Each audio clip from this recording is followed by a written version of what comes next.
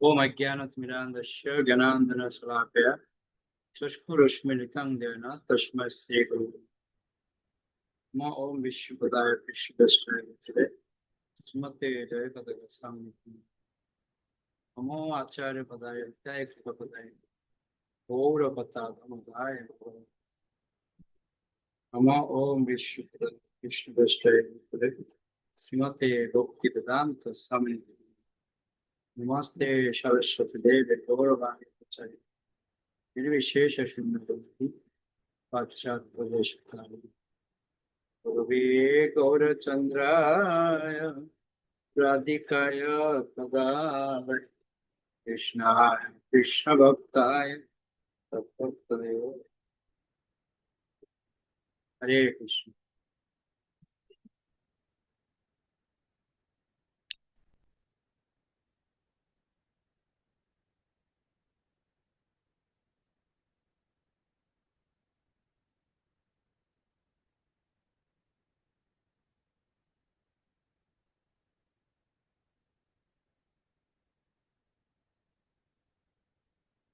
শ্যামসুন্দর এবং কমল কৃষ্ণ গোস্বামী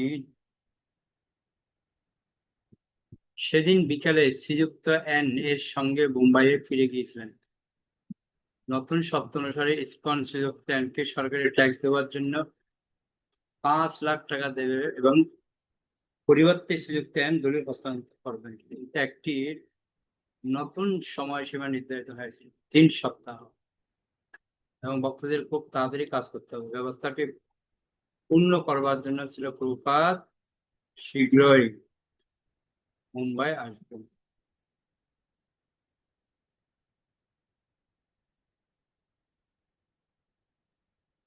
মুম্বাই 25শে নভেম্বর 1972। যদিও ছিল প্রভুপাদ জমি সংক্রান্ত লেনদেন সম্পন্ন করার আশায় মুম্বাই এসেছিলেন, কিন্তু শ্রীযুক্ত নতুন চুক্তি সত্ত্বেও দেরি করছিলেন। অবশ্য তার দেরির কারণ ছিল ইসকনকে প্রতারণা করার একটা অঙ্গ।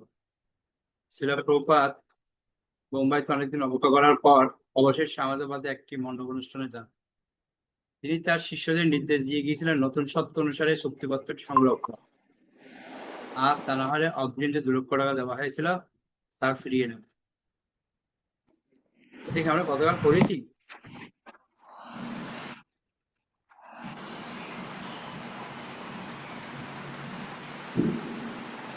এই সাউন্ড অন করে দিতে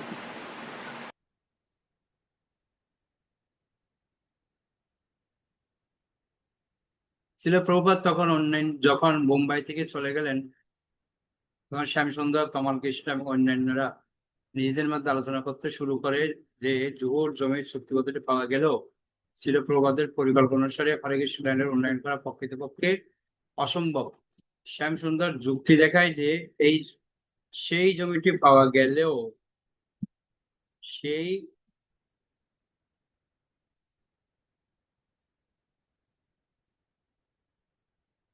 জঙ্গলের মধ্যে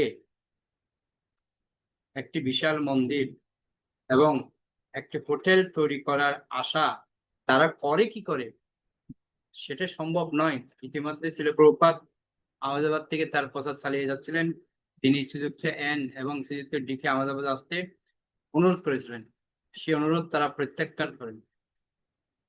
মুম্বাইয়ের ভক্তরা জানতে পেরেছিল তারা যদি অগ্রিম টাকাটি এবং ট্যাক্স বাবদ দেয়, 5 লক্ষ টাকার যে অংশটি তারা দিয়েছিল সেটি যদি তারা ফেরত চায়, তাহলে তাদের নতুন চুক্তিটি বাতিল করতে হবে। তারা বিভ্রান্ত হয়ে পড়েছিল এবং সময় চলে যাচ্ছিল। একদিন সকালবেলা প্রভুপাদের এক শিষ্যা বিশাখা দেবী দাসী বোম্বাই থেকে আহমেদাবাদে এসে পৌঁছায়। ছিল প্রভুপাদ তাকে ডেকে বলেন একটি সংবাদ পৌঁছে যাওয়ার জন্য তৎক্ষণাৎ বোম্বাই যেতে।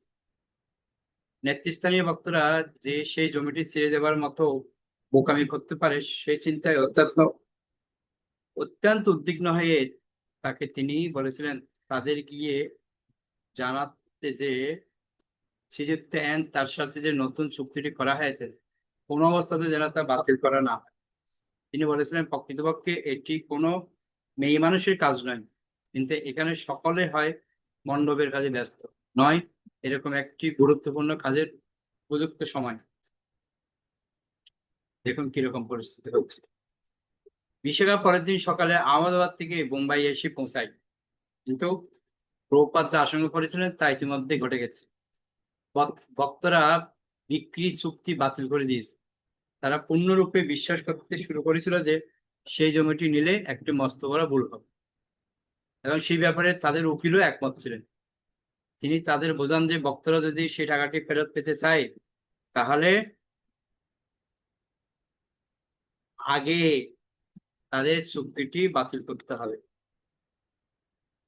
ভক্তরা যখন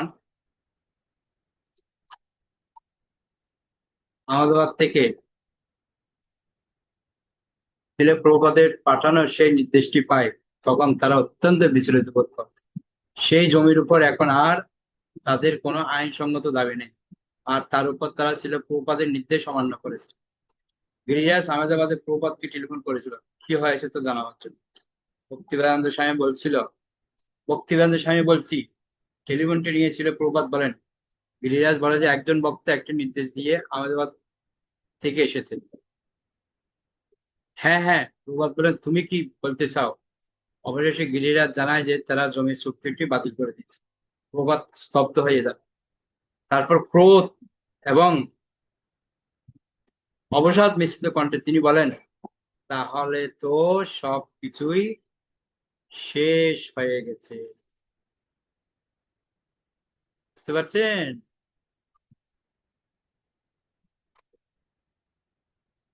প্রভুপাদের কথা না শোনার ফলে ভক্তদের কি পরিস্থিতি হলো?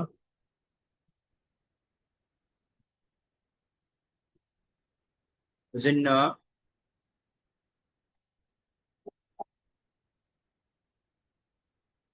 গুরুর নির্দেশ পুঙ্খানুপুঙ্খানুভাবে আমাদের পালন করতে হবে। বা কি চাইছে,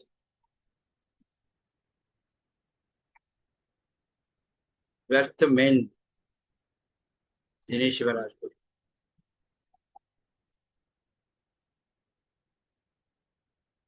একটি মন্দির প্রতিষ্ঠিত হোক।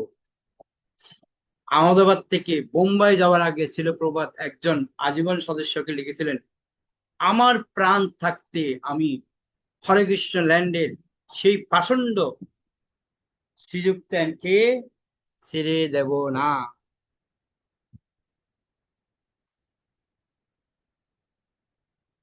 শিখুন প্রভুপাদ থেকে।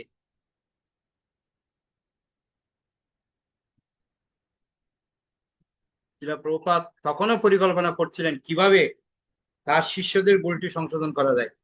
এখনো টাকা ফেরত নেওয়া হয়নি, সুতরাং এখনো হয়তো সময় রয়েছে। শ্রীযুক্ত অ্যান হয়তো বুঝতে পারছিলেন না যে জুহুর জমিটি রাখবার জন্য লড়াই করতে ছিল প্রভুপাদ কেন এত দৃঢ় সংকল্প। এমন নয় যে ছিল প্রভুপাদ তার উদ্দেশ্য গোপন করে রেখেছেন। আসলে অবক্তারা কখনো বক্তের মনোভাব বা কার্যকলাপ বুঝতে পারেন। সি কোম্পানির সাথে যুক্ত অ্যান যেরকম ব্যবহার করেছিলেন ছিল প্রভুপাদের সাথে সেরকম ব্যবহার করেছিলেন। সি কোম্পানিকে তিনি প্রতারণা করেছিলেন, এবং এখন তিনি ইসকনকে প্রতারণা করবার চেষ্টা করছিলেন। তিনি মনে করেছিলেন যে উদ্দেশ্যের দ্বারা তিনি প্রণোদিত হয়েছিলেন ছিল প্রভুপাদ এবং তার শিষ্যদেরও সেই একই উদ্দেশ্য, জড় আধিপত্য। প্রকৃতপক্ষে প্রভুপাদের এই দুর্দমনীয় দৃঢ়তা তার শিষ্যরা পর্যন্ত বুঝে উঠতে পারছিল না। ছিল প্রভুপাদের আসল উদ্দেশ্য ছিল বোম্বাইয়ে কৃষ্ণ ভাবনামৃত প্রচার করা। ছিল প্রভুপাদ বলেছিলেন, আমার গুরু মহারাজ আমাকে আদেশ দিয়েছিলেন পাশ্চাত্য জগতে কৃষ্ণ ভাবনামৃত প্রচার করতে, এবং আমি তা করেছি। এখন আমি ভারতে প্রচার করতে চাই। বোম্বাই ছিল ভারতের সবচাইতে গুরুত্বপূর্ণ শহর, ভারতের দ্বারপথ। আর শ্রীকৃষ্ণ যেভাবে হোক বোম্বাইয়ে প্রভুপাদকে এই জমিতে নিয়ে এসেছেন, যেখানে তিনি প্রচার করতে শুরু করেছেন, এবং শ্রী শ্রী রাধাকৃষ্ণের বিগ্রহ নিয়ে এসেছেন। ছিল প্রভুপাদের চোখে সেই জমিটি ছিল বিশাল মন্দির, এবং আন্তর্জাতিক হোটেলের যে পরিকল্পনা তিনি করেছিলেন তার আদর্শ স্থান। ভাবুন।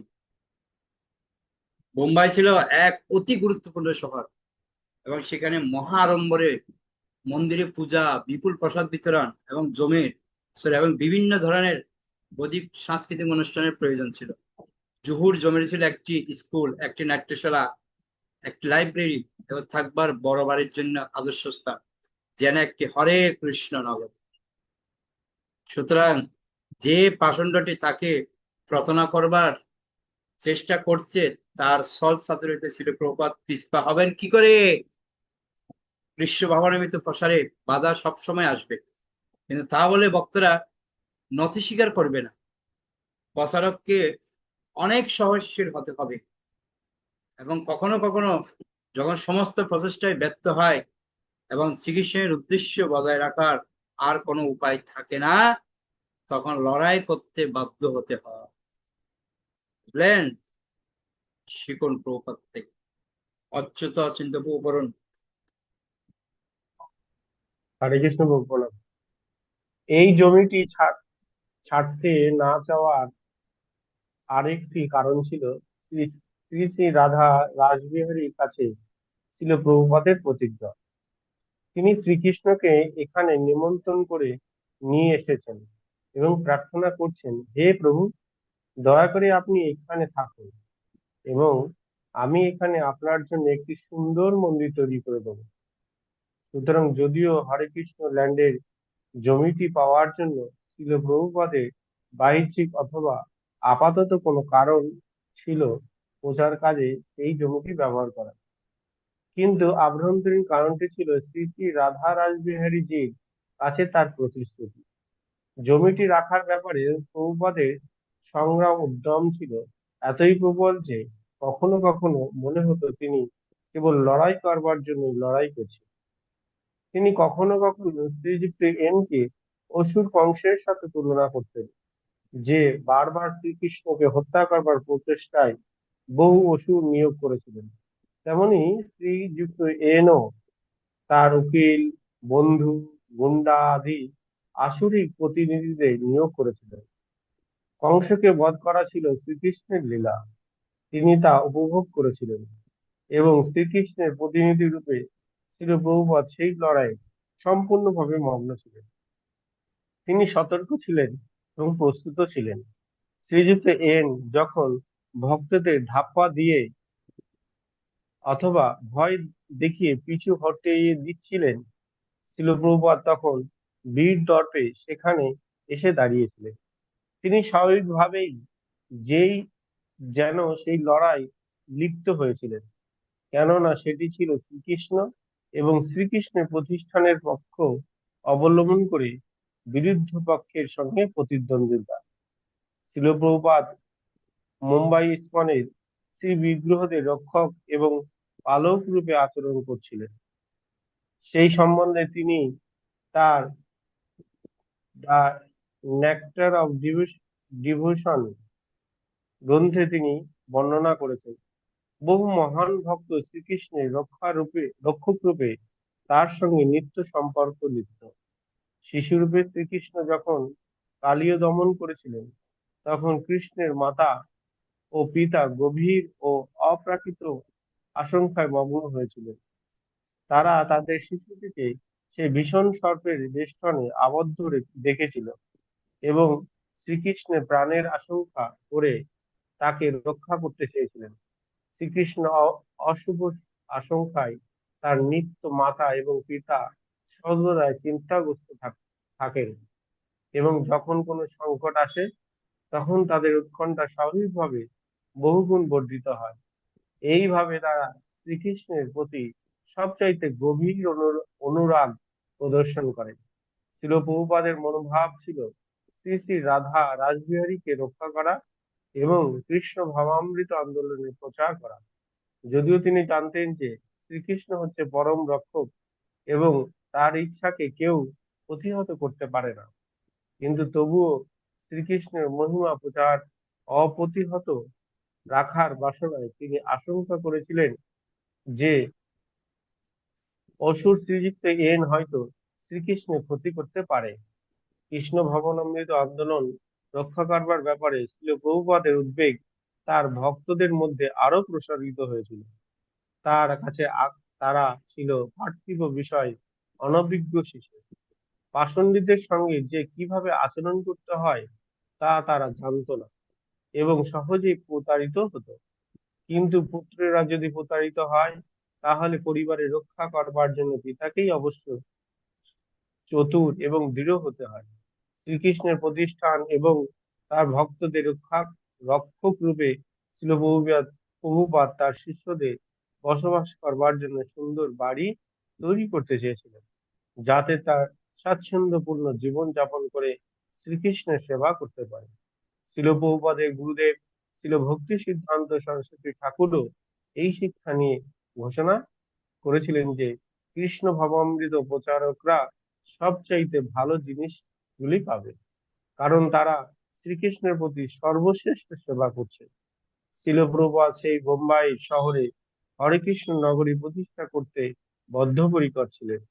তার মনোভাব একজন উলঙ্গ সাধুর মতন ছিল না, যিনি জড়জগতের সবকিছুর প্রতি উদাসীন। তিনি তার হাজার হাজার হাজার শিষ্যের দায়িত্ব অনুভব করছিলেন এবং তাই তাকে এত উদ্বেগের বোঝা বহন করতে হয়েছিল। কি উদ্দেশ্য যে শিল প্রভুপাদকে প্রণোদিত করেছিল তা শ্রীযুক্ত এন জানতেন না। আর শ্রীকৃষ্ণ এবং শ্রীকৃষ্ণের শুদ্ধ ভক্তের বিরুদ্ধাচরণ করবার ফল যে কি তা তিনি কল্পনাও করতে পারেননি। যদিও তা করলে যে কি বিপদ হতে পারে সেই কথা শ্রীমৎ ভাগবত গীতা, শ্রীমৎ ভাগবত, রামায়ণ আদি ভারতবর্ষের সমস্ত শাস্ত্রে বর্ণিত হয়েছে। শ্রীল প্রভুপাদ শ্রীকৃষ্ণের পক্ষ অবলম্বন করে লড়াই করছিলেন, তাই শ্রীযুক্ত এন পরম ঈশ্বর ভগবানের বিপক্ষে অবলম্বন করছিলেন। শিল প্রভুপাদের শিষ্যরা চুক্তিপত্রটি বাতিল করবার ফলে আইনত ইস্কনের অবস্থা খুব দুর্বল হয়ে পড়ে। কিন্তু শিল প্রভুপাদের বিশ্বাস ছিল যে ভক্তরা যদি সেই জমির উপরে তাদের দখল বজায় রাখে, তাহলে তাদের দাবি বলবৎ হবে। আর সেই সঙ্গেই তিনি ভক্তদের কাছে আবেদন করছিল আরো বেশি করে প্রচার করতে। তারা যেন মনে না করে যে মন্দির ছাড়া প্রচার করা যায়। তাই তিনি বোম্বাইয়ের কেন্দ্রের স্থলে আরেকটি বিরাট মণ্ডপ মহোৎসবের আয়োজন করেছিলেন, যা প্রতি রাত্রে 20,000 দর্শক সমাগম বিপুলভাবে সাফল্যমণ্ডিত হয়েছিল। বোম্বাইয়ের মেয়র শ্রীযুক্ত আর কে গোনাত্রা প্রমুখ অত্যন্ত সম্মানিত অতিথিরা উদ্বোধনী ভাষণ দেন এবং শিল প্রভুপাদের শিষ্যরা সংগঠনে কাজ করে, বিজ্ঞাপন জোগাড় করে, রান্না করে, প্রসাদ বিতরণ করে, শিল প্রভুপাদের গ্রন্থ বিতরণ করে এবং প্রশ্ন উত্তর কার্যালয়ে অসংখ্য মানুষের প্রশ্নের পারমার্থিক উত্তর দিতে সক্রিয়ভাবে অংশগ্রহণ করেছিল। জুহুর কঠোর জীবন এবং মামলা মোকদ্দমার ভার থেকে সেই মণ্ডপ মহোৎসব ভক্তদের মধ্যে নতুন মনোবল সঞ্চার করেছিল। 1973 সালে জানুয়ারি মাসের শেষ দিকে শিল প্রভুপাদ শ্রীযুক্ত মহাদে দেবিয়ার বাড়িতে শ্রীযুক্ত এন এর সঙ্গে সাক্ষাৎ করেছিলেন।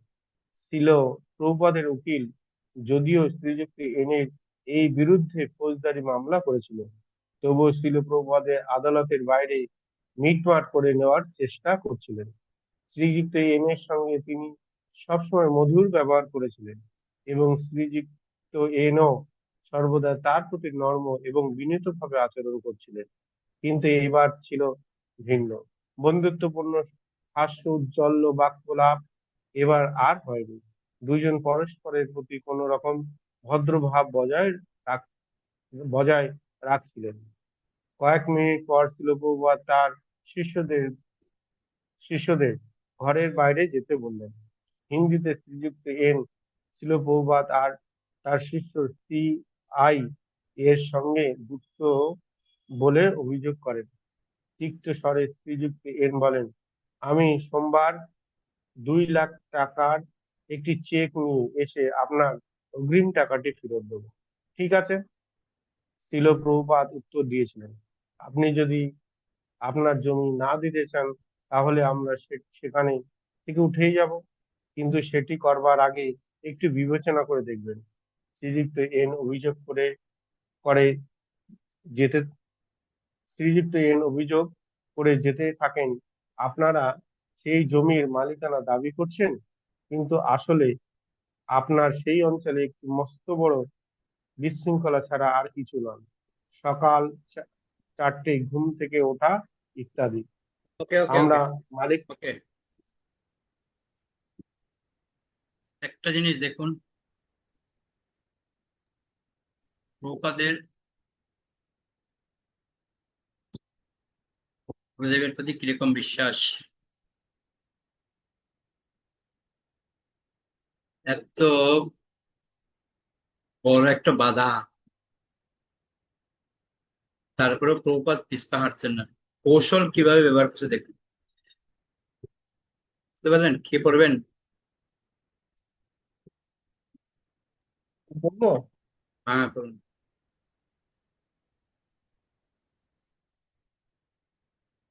আমরা মালিকানা দাবি করছি না। প্রভুপাদ উত্তর দেন, শ্রীকৃষ্ণই হচ্ছেন প্রকৃত মালিক, আমি প্রকৃত মালিক নই। শ্রীকৃষ্ণ সেই জমিটিতে উপস্থিত আছেন। আপনি আমাদের এইভাবে উত্ত্যক্ত করছেন কেন? টাকাটি নিয়ে জমিটি আমাদের দিয়ে দিন। আর তা না হলে আপনি যদি চান যে আমরা সেখান থেকে চলে যাই, তাহলে আমাদের টাকাটি ফেরত দিয়ে দিন। শিল প্রভুপাদ যতখানি সম্ভব সংযতভাবে কথা বলছিলেন, কিন্তু এখন তার কণ্ঠস্বরে ক্রোধ প্রকাশ পায়। আপনি চেক নিয়ে আসুন, আর আমরা কাল সকালে সেই জমিটি খালি করে দেব। না, আমরা আজ রাতেই খালি করে দেব। আপনি আমাদের টাকা ফিরিয়ে দিন। আপনি টাকাটা এনেছেন? শ্রীযুক্ত এন চিৎকার করে বলেন, বিগ্রহগুলি আমি নিজে সেখান থেকে সরিয়ে দেব। আমি মন্দির ভেঙে সেখান থেকে বিগ্রহ সরিয়ে দেবো। এই বলে শ্রীযুক্ত এন ঝড়ের বেগে ঘর থেকে বেরিয়ে যান। সেই সপ্তাহে শ্রীযুক্ত এন প্রবলভাবে হৃদরোগে আক্রান্ত হয়ে হাসপাতালে ভর্তি হন। 2 সপ্তাহ পরে তিনি মারা যান। শ্রীমতী এন যদিও আইন ঘটিত ব্যাপারে তার স্বামীর মতো ধূর্ত ছিলেন না, তবুও তিনি সেই লড়াই চালিয়ে যেতে এবং তার উকিলেরা তাদের ফি নেওয়ার আশায় ইসকনকে সেই জমিটি থেকে উচ্ছেদ করার ব্যাপারে আগের থেকেও বেশি উদ্যমে মামলা চালিয়ে যেতে থাকে।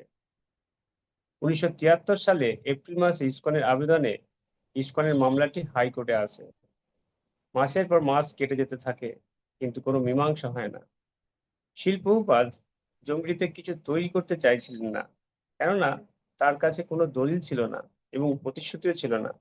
তিনি পাশ্চাত্যে ভ্রমণ করতে যান, তারপর ভারতে ফিরে আসেন, কিন্তু তখনও সেই মামলাটির কোনো সুরাহা হয়নি। বোম্বাইয়ে ইসকনের জীবন বেশ শান্তিপূর্ণভাবেই চলছিল, কিন্তু প্রগতি প্রতিহত হয়েছিল এবং ভবিষ্যৎ ছিল অনিশ্চিত। তারপর একদিন কোনো কিছু না জানিয়ে শ্রীমতী এন প্রবলভাবে আক্রমণ করেন। 1 জুন সকালবেলা ভক্তরা যখন তাদের প্রাত্যহিক কর্তব্যকর্ম সম্পাদন করছিল, তখন জুহুর জমিটিতে একটি ট্রাক প্রবেশ করে। একটি ডিমোলিশন স্কোয়াড মন্দির ভাঙতে আসে। শ্রীমতী এন নগরপাল অফিসের কর্মচারীদের কাছ থেকে সেই মন্দিরটি ভেঙে ফেলার অনুমতি আদায় করেন। সেটি ছিল ইট এবং লোহার পাতের উপর সিমেন্টের প্লাস্টার করা একটি অত্যন্ত সাদাসিধে কাঠামো। গিরিরাজ যখন ভারপ্রাপ্ত অফিসারকে ইসকনের দাবি সমন্বিত একটি দলিল দেখাবার চেষ্টা করে, তখন সেই লোকটি সেই দলিলটিকে সম্পূর্ণ উপেক্ষা করে ভাঙার কাজ শুরু করতে নির্দেশ দেয়। অচিরেই আরো ট্রাক এসে উপস্থিত হয় এবং প্রায় 100 জন লোক এসে গ্যাস কাটার আর লম্বা হাতওয়ালা ভারী হাতুড়ি নিয়ে মন্দিরটি ভাঙতে শুরু করে। তারা মই বেয়ে উপরে উঠে সেই ভারী হাতুড়ি দিয়ে মন্দিরের হলটির ছাদ ভাঙতে শুরু করে, আর অন্যরা গ্যাস কাটার দিয়ে ইস্পাতের জোড়াগুলি কাটতে থাকে। ডিমোলিশন স্কোয়াডের পরিকল্পনা ছিল কীর্তন হলের ইস্পাতের জোড়াগুলি ভেঙে ফেলে তারপর মন্দিরে, যেখানে শ্রীরাধা রাসবিহারীজি রয়েছেন, সেদিকে অগ্রসর হওয়া। ভক্তরা এই ভাঙার কাজ বন্ধ করার চেষ্টা করতে থাকে, কিন্তু অচিরেই সেখানে পুলিশ এসে উপস্থিত হয় এবং কেউ বাধা দিতে এলে তাদের হাত এবং পা ধরে চ্যাংদোলা করে সেখান থেকে সরিয়ে নিয়ে যায়। পুলিশেরা মেয়েদের চুল ধরে হ্যাঁচড়াতে হ্যাঁচড়াতে সেখান থেকে সরিয়ে দেয়, আর সেখানকার অধিবাসীরা নিষ্ক্রিয়ভাবে দাঁড়িয়ে থেকে সেই দৃশ্য দেখে। এই ভাঙার কাজ দেখে কয়েকজন আনন্দিত হয়েছিল, আর অন্যরা সহানুভূতি অনুভব করেছিল, কিন্তু পুলিশের ভয়ে কেউই ভক্তদের সাহায্য করতে এগিয়ে আসেনি। মনুষ্যী নামে এক ভক্ত ছুটে এসে শ্রীযুক্ত মহাদেবিয়াকে ফোন করে, যিনি তার বন্ধু শ্রীযুক্ত বিনোদ গুপ্তকে ফোন করে হরেকৃষ্ণ ল্যান্ডে আসেন এবং দেখেন পুলিশ একজন মহিলা ভক্তের চুল ধরে টানতে টানতে সেখান থেকে নিয়ে যাচ্ছে। সেই ভক্তটি শিব বিগ্রহদের রক্ষা করার জন্য মন্দিরের দরজা বন্ধ করার চেষ্টা করছিল। তখন তিনজন পুলিশ বলপূর্বক তাকে সেখান থেকে বার করে দেয়। শ্রীযুক্ত কার্তিক মহাদেবিয়া তখন জনৈক সহানুভূতি সম্পন্ন প্রতিবেশী শ্রীযুক্ত আচার্যের বাড়িতে ছুটে যান এবং তিনি তার ভাই চন্দ্র মহাদেবিয়াকে টেলিফোন করেন, যিনি ছিলেন অত্যন্ত প্রতিপত্তিশালী ব্যবসায়ী এবং বোম্বাইয়ের একটি অতি প্রভাবশালী রাজনৈতিক দলের নেতা বাল ঠাকরের বন্ধু। শ্রীযুক্ত চন্দ্র মহাদেবিয়া বাল ঠাকরেকে সেই অবস্থার গুরুত্ব সম্পর্কে জানান। একজন হিন্দু প্ররোচনায় এবং একজন হিন্দু মিউনিসিপাল অফিসারের নির্দেশে শ্রী বিষ্ণু হিন্দু মন্দির ভেঙে ফেলা হচ্ছে। শ্রীযুক্ত ঠাকরে তার মিউনিসিপাল কমিশনারকে সেই কথা জানান, যিনি মন্দির ভাঙার ব্যাপারে কোন রকম নির্দেশ দেওয়ার কথা সম্পূর্ণ অস্বীকার করেন এবং তিনি ডিমোলিশন স্কোয়াড পাঠিয়েছে যে স্থানীয় ওয়ার্ড অফিসার তাকে ফোন করেন। ওয়ার্ড অফিসার ডিমোলিশনের কাজ বন্ধ করার নির্দেশ দিয়ে একজন লোক পাঠান। প্রায় দুপুর 2টো নাগাদ অফিসারটি এসে উপস্থিত হন, ঠিক যখন ডিমোলিশন স্কোয়াড শেষ থামটি কেটে ফেলে। সবে শিব বিগ্রহদের মাথার উপরে ছাদটি ভাঙতে শুরু করতে যাচ্ছিল। মন্দির ভাঙার কাজ বন্ধ করার নির্দেশপত্রটি ভারপ্রাপ্ত ওয়ার্ড অফিসারকে দেওয়া হয়। তিনি তখন সেই কাজ বন্ধ করেন। সেই সময় শিল প্রভুপাদ কলকাতায় ছিলেন এবং ভক্তরা যখন টেলিফোনে সেই কথা জানায়, তিনি তখন তাদের বলেন ইসকনের প্রতি সহানুভূতি সম্পন্ন স্থানীয় লোকদের এবং আজীবন সদস্যদের নিয়ে প্রবলভাবে এই আক্রমণের বিরুদ্ধে প্রতিবাদ করতে। যে সমস্ত লোক তাতে যুক্ত ছিল তাদের জন্য, তাদের এই জঘন্য কার্যের জন্য যেন জনসমক্ষে প্রচার করা হয়, তা শ্রীমতী এন এবং তার চক্রান্তকারী গোষ্ঠীর বিরুদ্ধে খুব কার্যকরী হবে। যে সমস্ত আজীবন সদস্য সাহায্য করবে বলে প্রভুপাদ মনে করেছিলেন, তিনি তাদের নাম উল্লেখ করেছিলেন। বিশ্ব হিন্দু পরিষদের প্রধান শ্রীযুক্ত সৎজীবতলাল এই প্রচার কার্যে তাদের সাহায্য করতে পারেন, কারণ তার দলটি হচ্ছে হিন্দু ধর্মের রক্ষক এবং এই ধরনের ব্যাপারে সাহায্য করাই হচ্ছে তাদের কাজ। আর যাতে আক্রমণ না হয় সেই ব্যাপারে শ্রীযুক্ত শেঠই সাহায্য করতে পারেন। শিল প্রভুপাদ বলেছিলেন যে এই ঘটনাটি হচ্ছে শ্রীকৃষ্ণেরই একটি পরিকল্পনা, ভক্তরা যেন তাতে ভয় না পায়। পরের দিন সকালবেলায় ভগ্ন মন্দিরের একটি ছবি ফ্রি প্রেস জার্নালের প্রথম পৃষ্ঠায় বের হয়।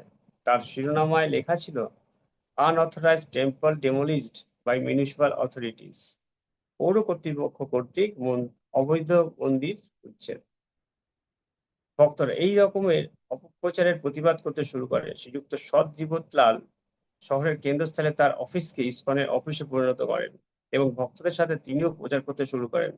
নানা রকম প্রতিকূল প্রচার সত্ত্বেও এই ঘটনায় বহু ভারতীয় গভীরভাবে মর্মাহত হয়েছিল এবং এইভাবে একটি হিন্দু মন্দিরের উপর আক্রমণে যুক্ত সমস্ত কর্মচারীদের পৌরসভা বহুলভাবে নিন্দা করছিল। সৎজীবতলালের অফিসে ভক্তরা সকাল 6টা থেকে রাত 9টা পর্যন্ত বিভিন্ন খবরের কাগজকে টেলিফোন করে, চিঠি লিখে, চিঠি বিতরণ করে এবং সহানুভূতি সম্পন্ন মানুষদের সাথে যোগাযোগ করে তাদের কাজ চালিয়ে যেতে থাকে। জনসংঘের একজন সদস্য শ্রীযুক্ত বিনোদ গুপ্ত কার্তিকেয় মহাদেবিয়া এবং অন্যান্যদের সাথে যুক্ত হয়ে সেভ দ্য টেম্পল মন্দির রক্ষা সমিতি গঠন করেন। শ্রীযুক্ত গুপ্ত ইসকনকে একটি প্রামাণিক হিন্দু সংস্থা বলে ঘোষণা করে একটি প্রচারপত্র ছাপান। গিরিরাজ অনেক সরকারি উচ্চপদস্থ কর্মচারীদের সাথে সাক্ষাৎ করে তাদের সমর্থন লাভের জন্য আবেদন করেন এবং বোম্বাইয়ের বহু বিশিষ্ট নাগরিক হরেকৃষ্ণ আন্দোলনের প্রশংসা করে তাদের সহানুভূতি প্রদর্শন করেন এবং সাহায্য দান করেন। এইভাবে শ্রীমতী এন এবং তার উকিলদের পরিকল্পনা সম্পূর্ণভাবে ব্যর্থ হয়ে প্রবল ফল প্রসব করল। তারা মনে করেছিল যে তারা কেবল কয়েকজন অল্প বয়সী বিদেশিদের সাথে বোঝাপড়া করছেন, কিন্তু অচিরেই তারা বুঝতে পারলেন যে তাদের বিরুদ্ধে পক্ষে রয়েছে বোম্বাইয়ের সবচাইতে প্রতিপত্তিশালী কয়েকজন নাগরিক। শিল প্রভুপাদ ভবিষ্যৎবাণী করেছিলেন যে তার ফল ভালোই হবে। এই ঘটনার কয়েকদিন পর তিনি লিখেছিলেন, পৌর কর্তৃপক্ষ আমাদের মন্দির ভেঙে ফেলার ফলে আমাদের পরিস্থিতি শক্তিশালী হয়েছে। পৌর কর্তৃপক্ষের স্থায়ী সমিতি পৌর কর্তৃপক্ষের এই কাজের নিন্দা করেছে এবং যা তারা ভেঙেছে তা তাদের নিজেদের খরচায় আবার তৈরি করে দিতে রাজি হয়েছে। কেবল তাই নয়, জমিটি প্রকৃত মালিকানা প্রতিষ্ঠা করে আদালতের রায় না দেওয়া পর্যন্ত এই অস্থায়ী কাঠামোটি এখানে থাকবে। এই অবস্থায় আমাদের শিববিগ্রহের মন্দিরের ছাদ তৈরি করে দিতে হবে। সমস্ত খোলা জমিটি কাঁটা তারে বেড়া দিয়ে এক্ষুনি ঘিরতে হবে এবং যদি সম্ভব হয় শিববিগ্রহের মন্দিরের সামনে অচিরেই একটি স্থায়ী মণ্ডপ তৈরি করতে হবে। তা যদি করা হয় তাহলে আমি আদালতের রায় না দেওয়া পর্যন্ত মুম্বাইয়ে গিয়ে ভগবত পরায়ণ শুরু করতে পারি, সেটি আমার ইচ্ছা। করবো একটু। ওকে ওকে, আর না, অনেক ধন্যবাদ। দেখুন কৃষ্ণের কি প্ল্যান, জমি কি করে পেয়ে গেল দেখুন। প্রভুপাদের কিরকম ইচ্ছে ছিল আর ভগবানের কিরকম পরিকল্পনা ছিল। কোনো পয়সা খরচ করতে হয়, পয়সাটাই বেঁচে গেল, একটু জাস্ট মারপিট হলো আর কিছু। তো কৃষ্ণ যা করেন সবসময় ভালোর জন্য করেন। আর প্রভুপাদের যে মনোবল যেরকম ছিল, শুদ্ধতা ছিল, ভজনের পাওয়ার ছিল, যেন ভগবান সমস্ত কিছু সহজ করে দিয়েছে। এটা আমাদের অনেক শিক্ষণীয় বিষয় রয়েছে প্রভুপাদ থেকে। আমরা তো একটুতেই বিচলিত হয়ে পড়ি যে প্রভুপাদ দেখালেন না, বিচলিত হলে চলবে না। ভগবানের জন্য যুদ্ধ করাও যদি প্রয়োজন হয় করতে হবে। বিশেষ করে মাতাজিটাকে যে আঘাত করেছে এটাই সবচেয়ে কার্যকরী বিষয় হয়েছে। ওকে, অনেক ধন্যবাদ সবাইকে। বৈশ্ব প্রণাম। পঞ্চা কল্পতরু কৃপা সিন্ধু ভ্যাবচ পতিতানাং পাবনেভ্যো বৈষ্ণবেভ্যো নমঃ।